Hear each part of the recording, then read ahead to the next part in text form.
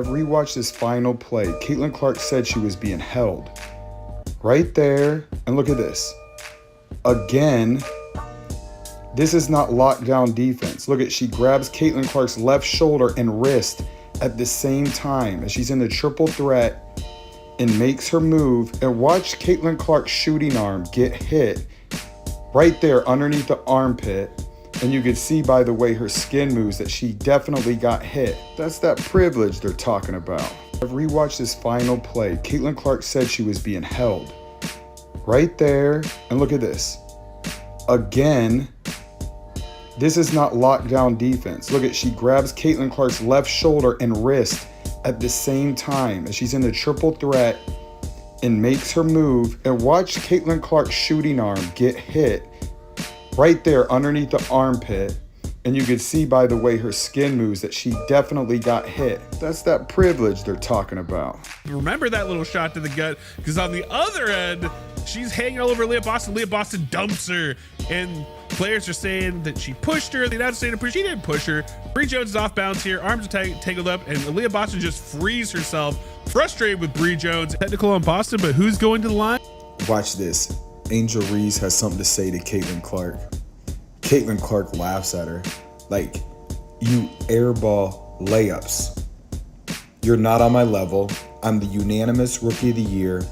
I'm in the MVP conversation. Shoot, I'm the reason people know your name. Then Lexi Hall grabs a huge rebound again, redeems herself with free throw 5 and 6. Becky Hammond never explained these 13 free throws in the post-game interview, how you call a timeout and award Fever a free throw and the possession, which led to free throws 7, 8, and 9. But the news was just announced that WNBA TV ratings are down more than 50% since Caitlin Clark's injury. And it was also reported that the Indiana Fever television viewership is also down over 53%. Now, I know a lot of us were expecting some sort of dip since Caitlin Clark has been out with injury, but I don't think all of us were expecting the entire viewership of the entire WNBA. Fans abandoned WNBA as attendance and television viewership dropped to record-breaking lows. All right, 2 minutes left in the game. Becky Hammond failed to mention this, but anyways, Asia Wilson gets 2 free throws. With 1:59 left in the game, the Aces commit a defensive 3-second call. We'll get back to that, but the second free throw of the night comes when Kelsey Mitchell hits this ridiculous shot to ice the game. And then Asia Wilson gets 2 free throws for not getting touched. And then Lexi Hall comes up with a huge rebound. These free throws hurt my soul. She did miss free throw 3 and 4. Then Asia Wilson commits a foul on Boston. Clearly grabs her arm, not the ball, but they call it out on Boston. So the Aces got a free possession. Then Lexi Hall grabs a huge rebound again, redeems herself with free throw 5 and 6. Becky Hammond never explained these 13 free throws in the post-game interview, how you call a timeout and award Fever a free throw and the possession, which led to free throws 7, 8, and 9. Then the Aces make a 3-pointer when it's a 10-point game with 19 seconds left, foul off the inbounds where free throw 10 and 11 come into play. Down by 8, the Aces make another 3-pointer, foul Kelsey Mitchell. She gets free throw 12 and 13, and we were blessed to hear MVP chants. Melissa Smith gonna jump against Leah Boston, and we are underway.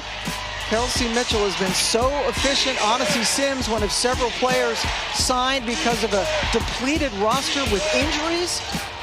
Now the starting point guard, and here's Hall, an early test. A little bit of a mismatch with Howard on Gray, and she scores. Yeah, if you don't get matched up in transition. Possession. We do expect to see Las Vegas Aces attacking the basket more offensively.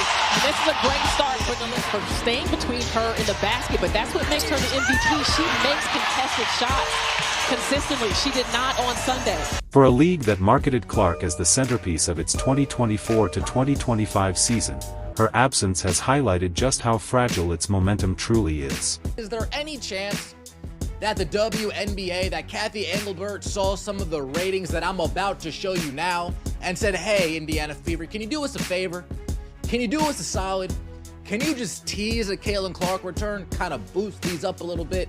Can you just dangle a Caitlin Clark return in front of the fans' faces, try to boost these ratings up a little bit?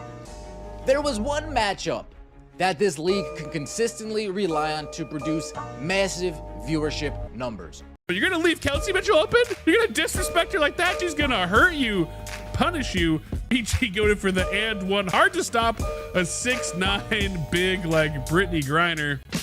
And now Bree, hand off to Kelsey Mitchell. Would you believe it or not? She's hitting another three. Absolutely electric, on fire. Best guard in the league. Bree Jones, she's hitting a three. Everybody's hitting threes on ATL. Transition three for Ryan Howard. And all just like that, ATL up by 8, but answering back. There's Lexi Hull with the three. Obviously, Sims gonna drive in, try to make something happen, but the Fever are gonna end the half down by 7. The moment Bird's speech ended, the room erupted. Players, coaches, fans, everyone stood to applaud not just Bird's words, but the truth behind them. For Clark, who stood visibly emotional, it was a moment of validation from a legend who knows exactly what it means to be a symbol of hope and excellence. The basketball world just witnessed the most beautiful meltdown in WNBA history, and it tastes like envy with a garnish of desperation. Caitlin Clark just launched her brand new Nike signature logo, and the reaction has been nothing short of historic. The moment the double C hit the internet, fans lost their minds, lines formed outside stores, and social media turned into a non-stop Clark highlight reel. Meanwhile, Angel Reese is sitting somewhere in Chicago, scrolling through her phone with the kind of panic you only see when somebody realizes their rival just lapped them 5 times over in the race for relevance. If you're excited about Caitlin's signature merch and shoe, then comment "Baby Go." Let's go. Feels good. Got the pants, got the charms, necklace, zipper, everything. Nike didn't just give Caitlin Clark a logo, they gave her a cultural phenomenon. The interlocking CC design is now splashed across Times Square, embedded in commercials and breaking algorithms on TikTok. Shirts and hoodies are vanishing from shelves faster than Beyoncé tickets, and the resale market is already jacking up prices like it's Supreme on drop day. This isn't just another piece of merch, it's Clark planting her flag as the queen of basketball branding. And while Caitlin is out here redefining what a superstar looks like, Angel Reese is probably Googling how to get people to notice my Reebok sneakers, like it's an open book exam. You don't get told no. Like, you're gonna get the yeses, you're gonna get more yeses than nos, and just being able to know that. So I'm excited for that. I know that's gonna come soon. Nike rolled out Clark's new era with the kind of reverence usually reserved for global icons. The logo isn't just sleek, it's symbolic. 2 interlocking C's with a hidden third, representing her connection with fans, her unshakable confidence, and her limitless range.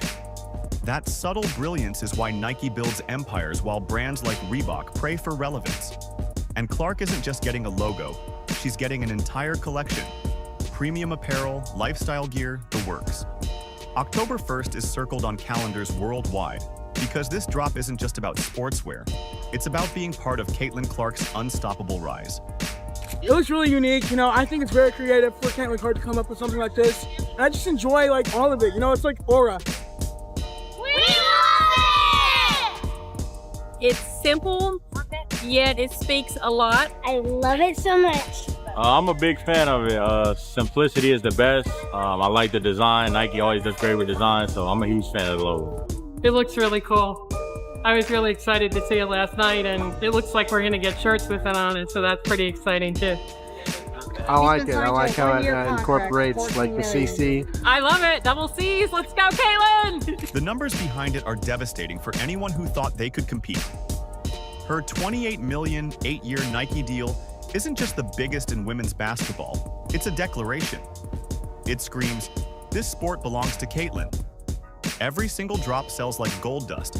Jerseys don't just sell out, they crash websites. Fans camp overnight, hitting refresh like their lives depend on it, just to get their hands on anything with Clark's name. It's not just commerce, it's hysteria. And right now, Reese can only watch from the outside, wondering why her Reebok push is being treated like a clearance bin sale. I've been telling y'all to stay patient. I've been telling y'all that Nike takes their time, that A'ja Wilson's shoe deal was 2 years in the making, that Paige Beckers had PEs, not her own signature shoe, and that Caitlin Clark's was 100% coming. And people kept saying, oh, Nike fumbled the bag with Caitlin. It has to get out there. Nike fumbled the bag. No, they didn't. It takes time. She's got to develop a whole freaking product line. Angel Reese thought she had her golden ticket when she signed with Reebok.